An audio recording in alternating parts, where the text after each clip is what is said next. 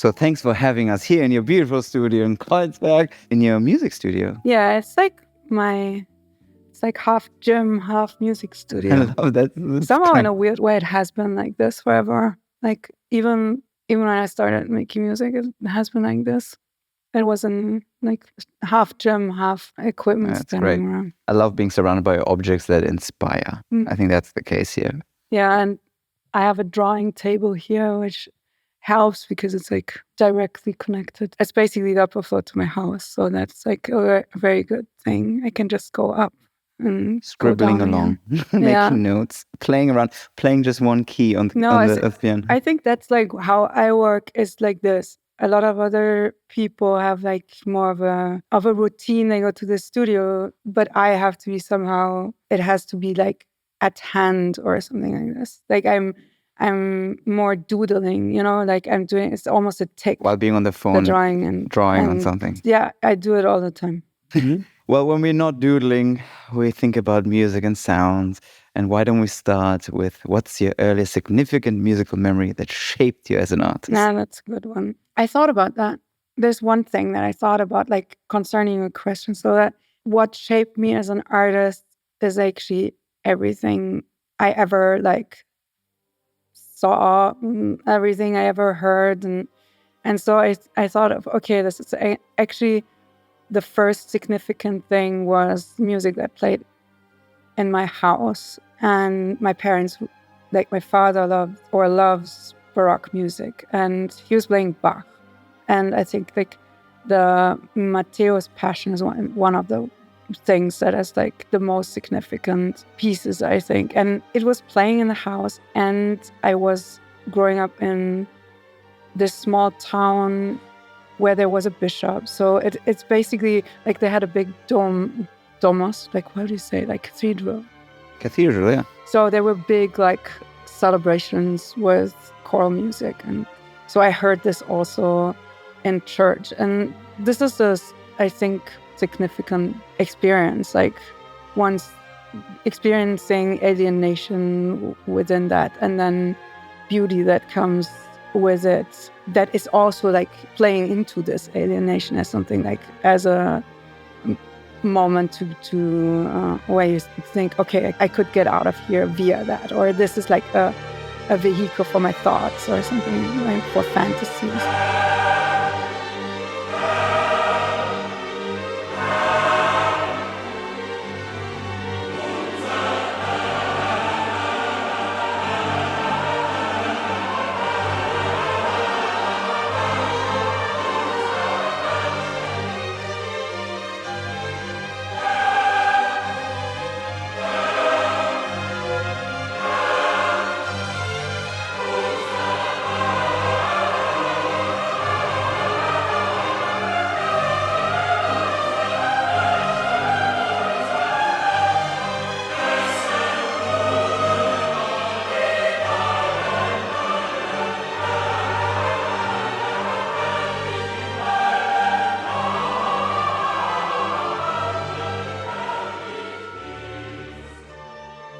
Another thing is like my father, he always played the Chopin Impromptu for me, like the number 4 for going to sleep.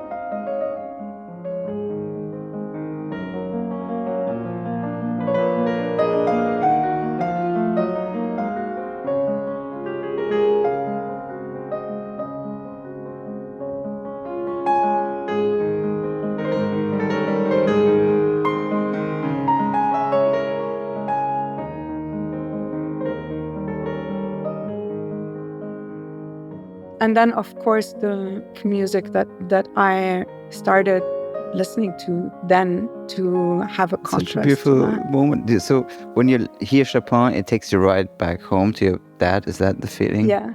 He had a grand piano, and I was like kind of lying, like sometimes I was like falling asleep below it. So that's like one of the memories. Another is interesting actually that as a child, I loved a certain kind of music. Maybe you know that too, is like this German folk music that was played in the 20s. Like that's this like Wandervogel music. And there is this band called like Zupfgeigenhansel. And this is What is the name? yeah, it's really odd. Like I thought about like keeping that a secret to you. But then I was kind of, okay, maybe. And there's a song like called Ade zur guten Nacht, and it's this like, it's super beautiful. There's like lullaby song. And the band is called Zupfgeigenhansel because that was the name of the book that the Wandervögel, this like subculture that these like groups had with them, like where their songs were listed. It's quite beautiful too. Can't wait to hear it. Well, we're going to hear it now, but...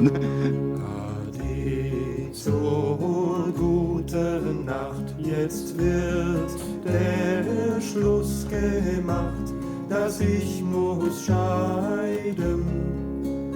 Im Sommer, da wächst der Klee, im Winter, da schneit's den Schnee, da komm ich wieder. Im Sommer, da wächst der Klee, im Winter, da schneit's den Schnee, da komm ich wieder. And then there was like the Beatles and Jimi Hendrix. Which we're getting to now. Like, is that why you got a grand piano? As a homage to your dad or to your upbringing? No. No. Okay. that was here. That grand piano got me. It was here first. I love it. Well, you just mentioned Beatles, and obviously, I think February, when last time we saw each other was, of course, in LA at our little kiosk block party. And you were like, oh, I want to play. That was nice. Yeah, that was nice. We'll do another one. We'll do one in Berlin as well, which, of course, this time we will have a cable to connect to your phone. But it kind of leads me straight to my next question. How would you describe yourself in 3 tracks? Who is Anne Imhof in 3 songs? What brought you to limit us to those 3 songs? I know it's impossible, and everybody struggles. Everybody struggles, and I always say, well, the soundtrack to our life always changes, right? It's like it's never definite; it's always indefinite. But you can look at it more like maybe 3 tracks that really kind of had a moment in your life that I think played a role. You know, it's not so much what I listened to this week, my favorite track of the week. It's more like okay, because for me, when you came to the kiosk and you said, I would love to play some Beatles, and I was like, oh, you know, like, yeah, I had no idea what you're gonna play, so I was like, oh, that's unexpected. Okay, tell me more. So there's Jimi Hendrix. Mm-hmm. Yeah, Are You Experienced? I think that's one of the songs that I like the most in the world, and that struck me at a point where I was not thinking about music in a way of like, how's that song written? Like I was like just so amazed by the energy that the song had. And I remember that I was 20 at that time. I was like living in a squad. Here? No, not in Berlin, in Frankfurt. Ah, Frankfurt. Oh, a proper squad. Everyone thinks Berlin. I'm like, no, go to Frankfurt. That's not No, it was like, it was quite like, how do you say, like, behütet. I don't know. I love those German words you're using. I don't know how to translate them, but they're like so... It's not romantic, it's something else. I was kind of like, I was... taken care of. And in a way, it was safe. It was like coming home. It was rough and safe at the same time, maybe.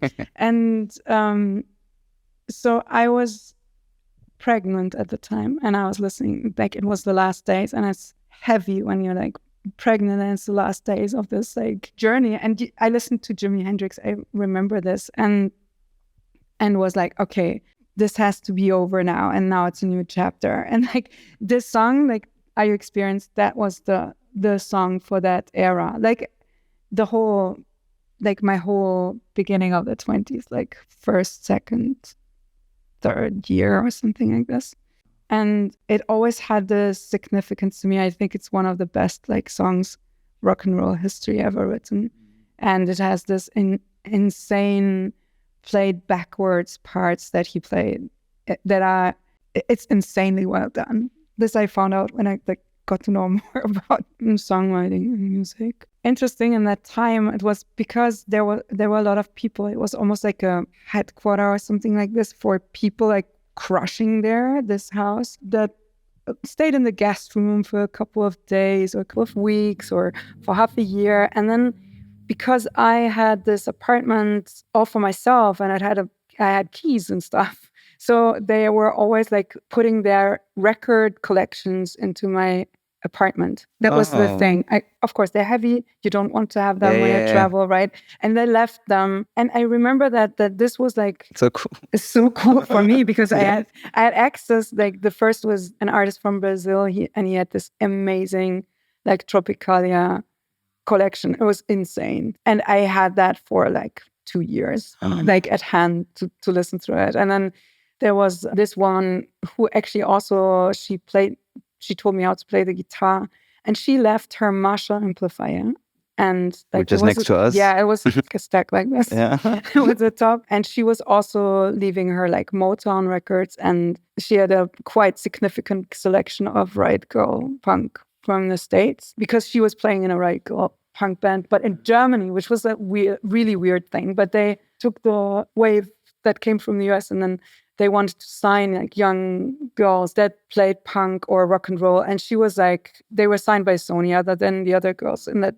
band, she could really play the guitar, and it was like amazing to have her like teaching me stuff. That must have been like the early 2000s then, right? Yeah, that was mid 2000s. Because it was like also that period of sound which was then still kind of popular. Also, you just mentioned record labels. Yeah. I mean, the first thing that popped into my mind was the Distillers. I don't know if you remember those. It was like a punk band from the US as well. Yeah.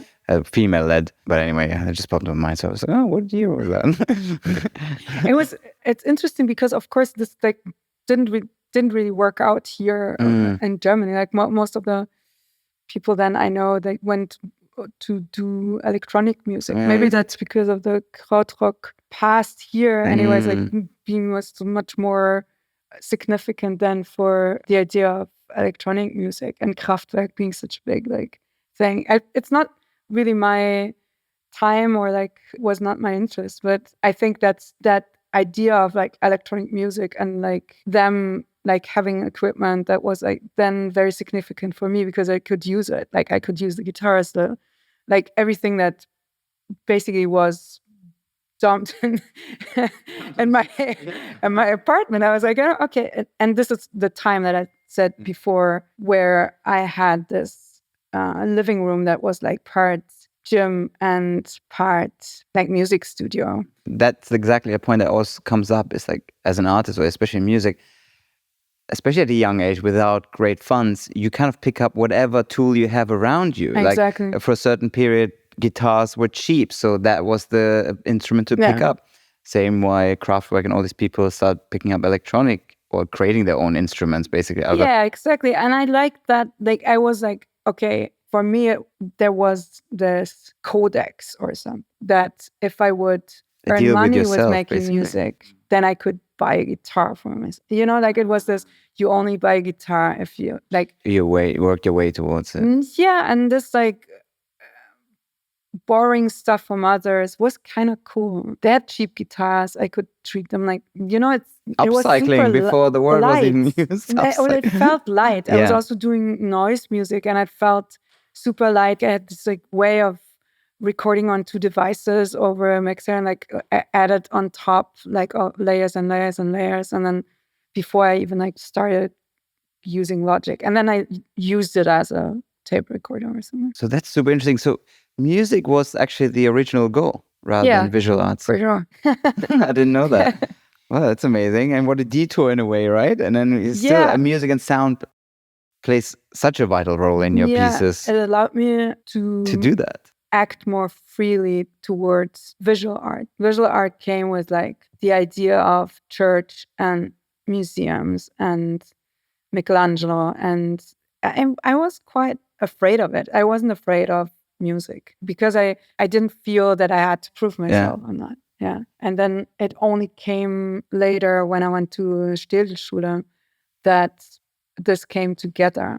And that was almost a coincidence.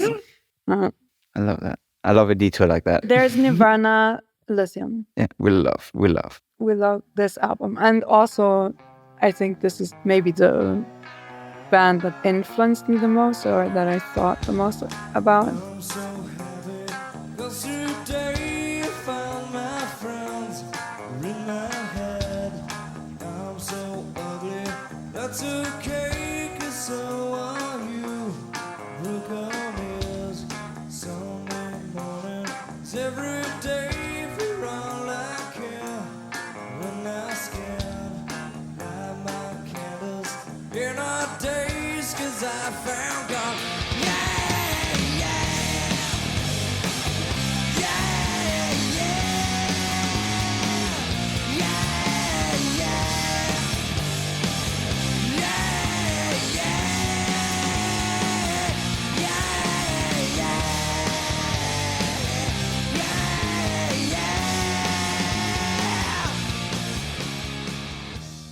But I was also very lazy. I wasn't somebody that followed bands or looked for albums or like people drop like it's like people dropped their record collections. It was also I stumbled across a song and I was like obsessed with it and I listened to it like over and over and over.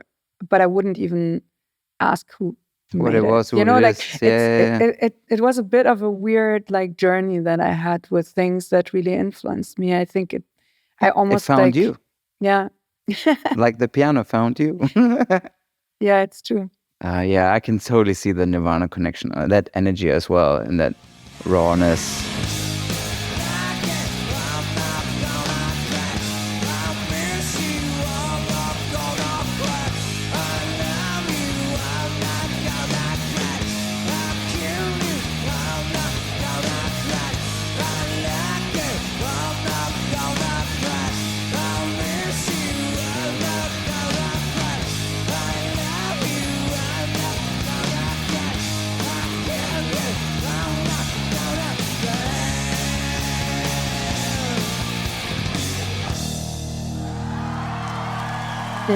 And I think if I was also like people like Janis Joplin and this whole electronic but industrial influence that comes with it, not as much. I wouldn't put it in a song list.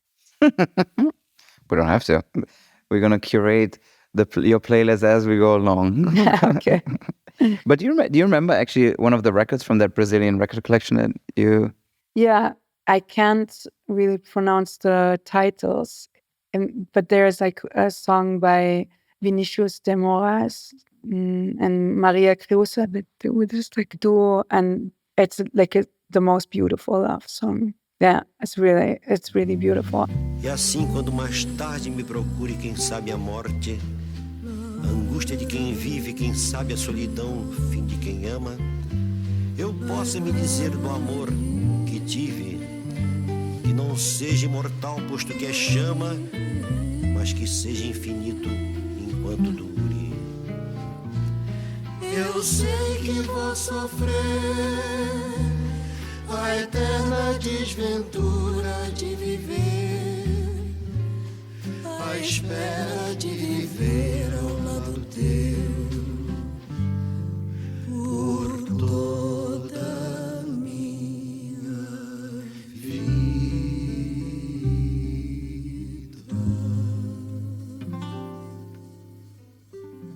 There was Caetano Veloso in it, for sure. Yeah.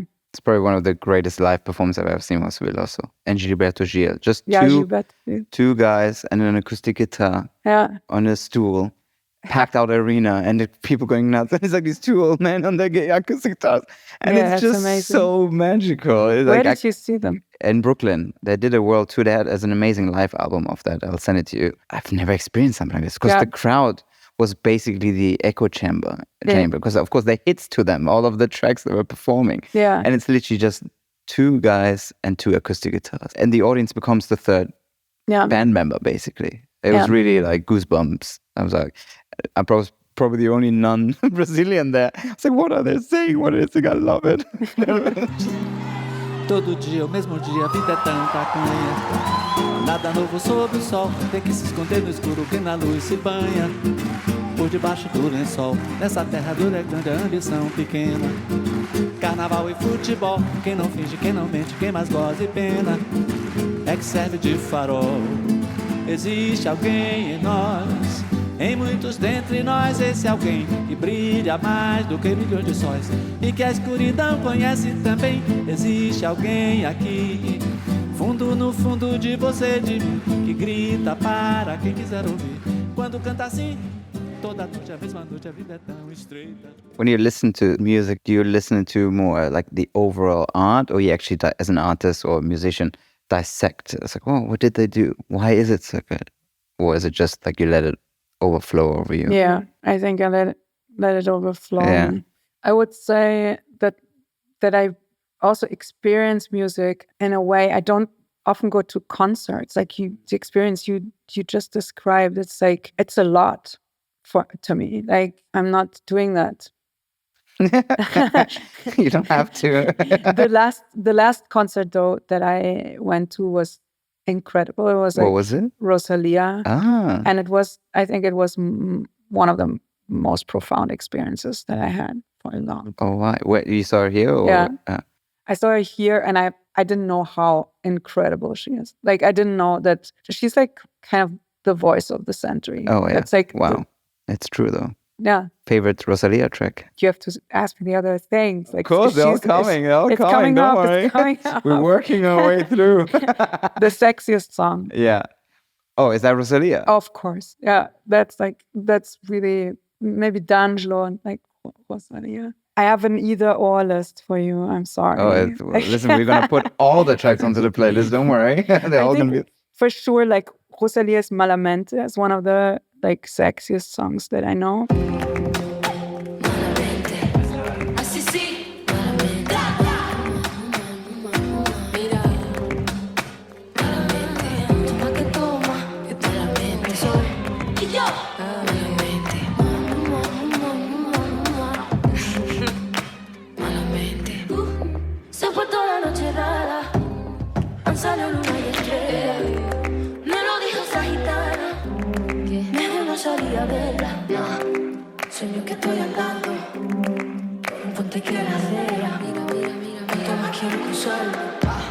And the D'Angelo track that he made is called Untitled, I think. It's amazing.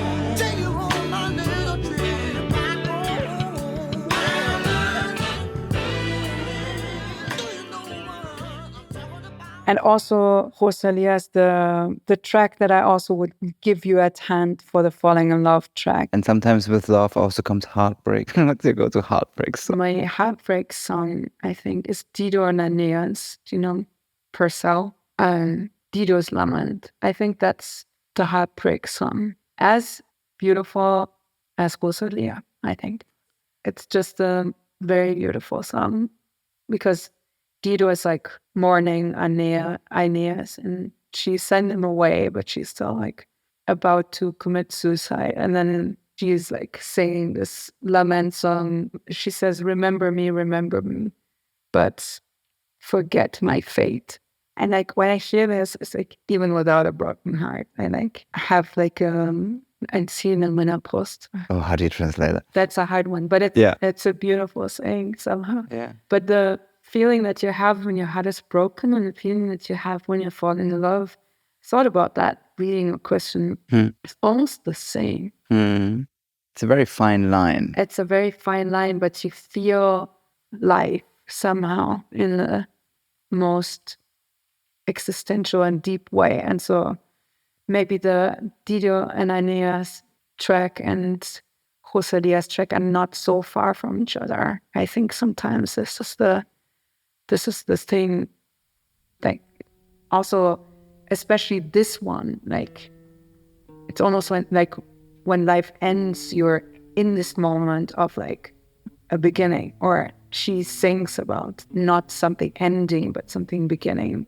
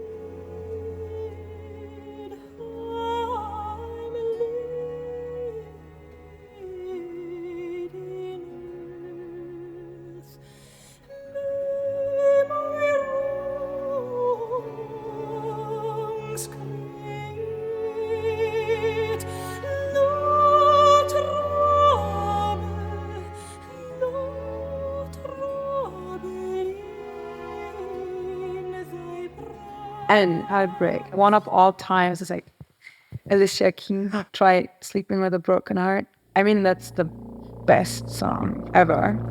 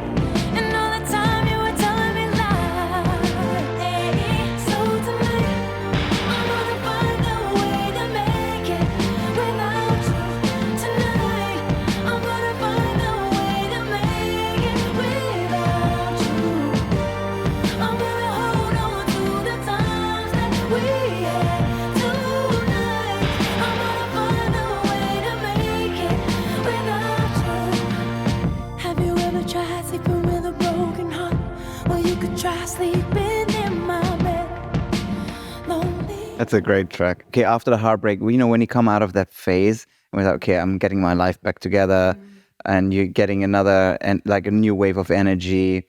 Okay, I'm gonna pull myself out. What's that track? Joy Division's Dead Souls. I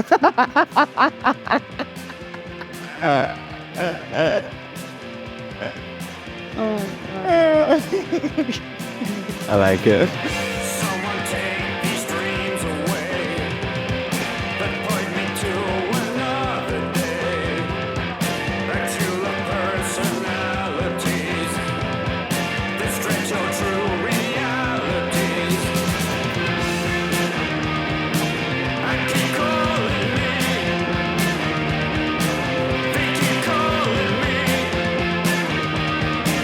Keep on calling me.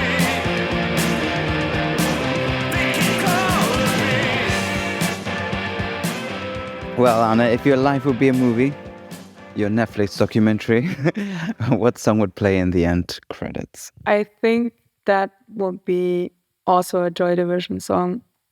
Like Disorder would be good. Beautiful movie. Do you connect with Ian Curtis? The movements that he does while dancing, like maybe with Iggy Pop, one of the most like influential things for movements that I thought about. And also there is something about the spasms and the rhythm that I like. Yeah, I feel them. I've been waiting for a guy to come and take me by the hand. Cure these sensations, make me feel the pleasures of a normal man. These sensations spare the insults, leave them for another day.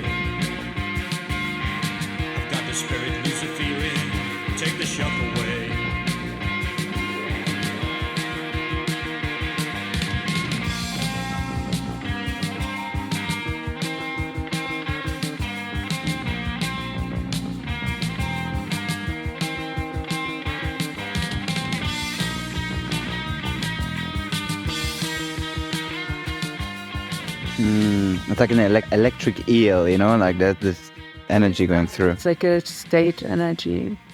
And I think this is a lot what I was thinking about, especially for Naturmort, is the stage and what it is. And because I invented some kind of a way of performing where the stage is like a pit formed by audience, and it's a 360 degrees like being watched.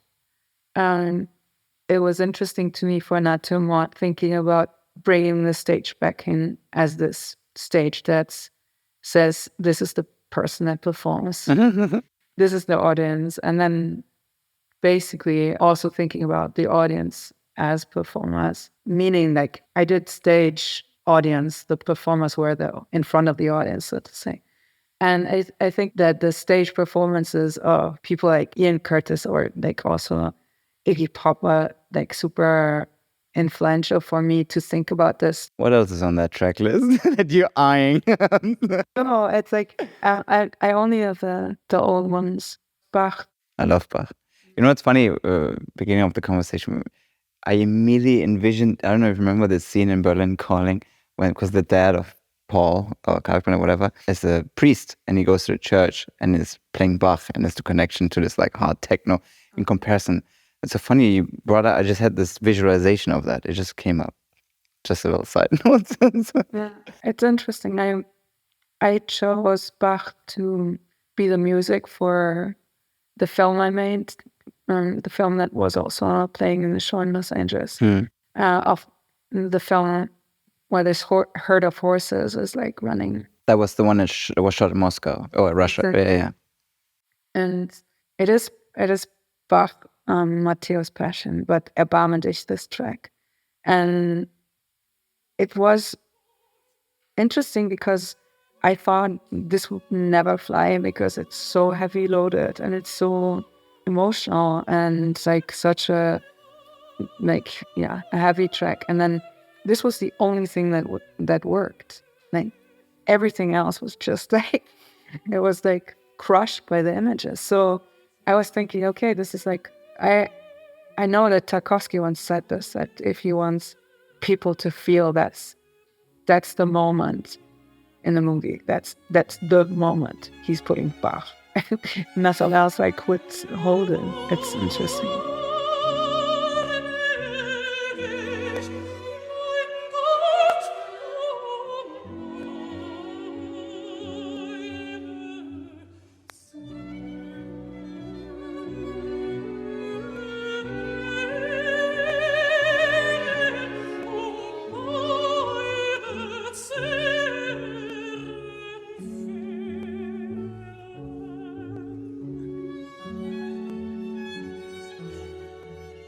I just saw again the turtle here in your studio, which of course was also on your, not of course, was part of your merch that I bought in LA. First, I have to be honest, drawn by the colors, which are our colors, yellow and black. So I'm like, oh, that's cool. I can wear that. It's like but your what's microphone. the symbol? Exactly, like the mics. But what's the symbol? What's the meaning behind the turtle? The meaning behind the turtle is like, actually, that the turtle is one of my favorite animals. I can see that now. Because turtles are slow. I'm very slow too. And I think it's not liked by many people to be slow. Like it's somehow against the idea of things working. Especially in today's fast-paced world we're living. I hope I didn't rush you in anything. Yeah, watch out. So there will be the big revenge will come. And in my piece that was called Rage, there were turtles were the animals that joined us in performing it. The turtles were like tortoises, so like big turtles. Of land turtles. Land turtles. And they were walking around the performers. It was very slow, that piece. And performers would have vapes, and they would put the vapes on top of one of the tortoises, and the tortoises would walk, and then another performer would pick up the vapes and would continue smoking. So there was this constant, they were basically travelers, and they were also like the ones transporting like things from one to another. Yeah. And I think now with emo, it was time to bring them back as a symbol. That time is like relative, and we're all in it together. What track would represent the turtles? Oh, which track? Yeah. The track that was in the piece Rage, there was only whistling. So that was not... I thought about melodies and then we just whistled them long. The tortoise track. Huh. Maybe that would be something... I know what it is. What is it? It's you on the piano just pressing one key. Could be that. There are tracks that are from that era where I really celebrated slowness that I can like give you. What era is that? I think these like the early days of Rage. No, there was this prize that the National Gallery gave out, and I was like nominated for that, and then we staged that piece there.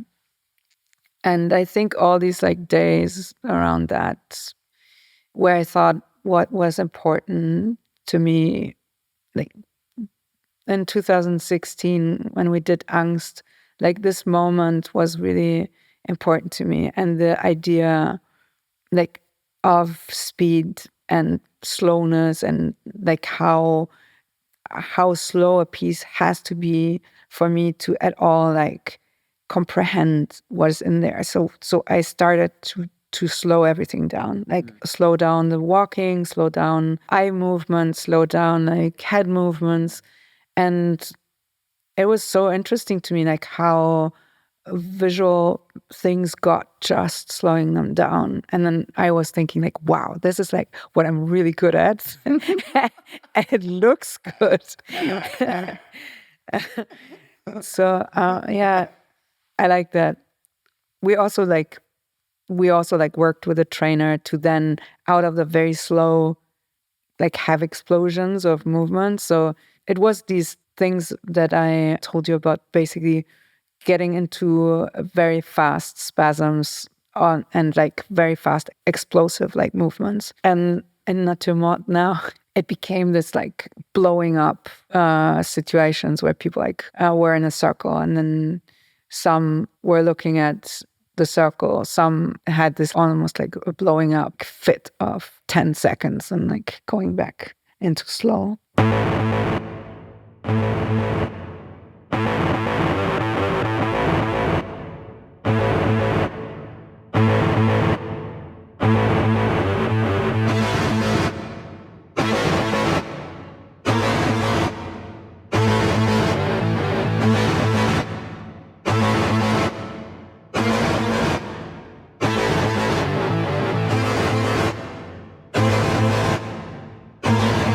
Do the performers actually know there's a cue, or they know this is the direction we're heading, and then suddenly now there's the explosion? There's cues, but the cue is only for coming together.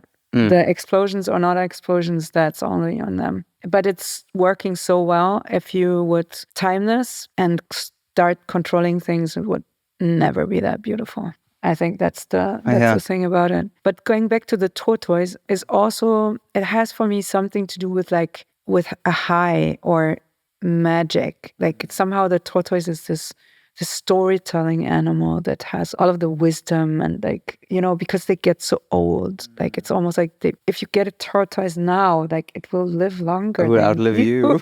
You know? Do you have one here somewhere running around? No, I will never get one. Oh, I was about to get you a birthday present, but okay. But it's interesting that pace, and also, as you said, being an introvert. I think introvert, extrovert, same time. Same, yeah. I think that's hence the explosion. Yeah, I think that's the thing also why it is sometimes difficult for me, but to react to things that come from outside, the outside, or that towards me being seen as this like extrovert that is like in public. Well, that's what I was thinking, because with that attention that you got over the past few years, and rightly so, does it give you a slight anxiety, or you kind of, it inspires you, or it actually gives you wings to go, like wings, not Red Bull, wings. Yo, it's only wings. It was too much pressure sometimes. You're like, oh. Pressure is big, yeah.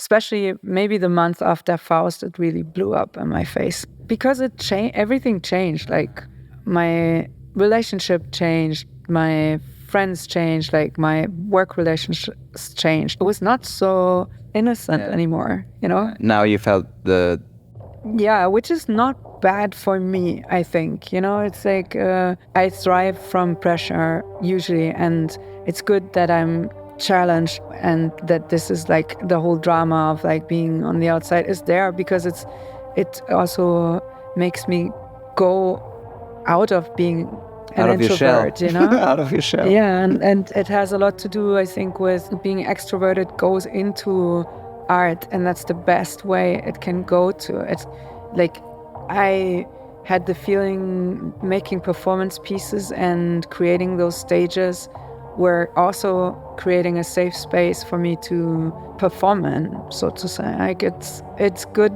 realizing that and knowing that, and also working with friends knowing that they are in the same space with you. It's a great feeling, It brings something like this idea of alienation becomes somehow something that you can live in a virtuous way or something, Like it's turning your things into powers that you have that are actually making things difficult before, Like it's like being an introvert that can be a good thing and can be something that you have to overcome.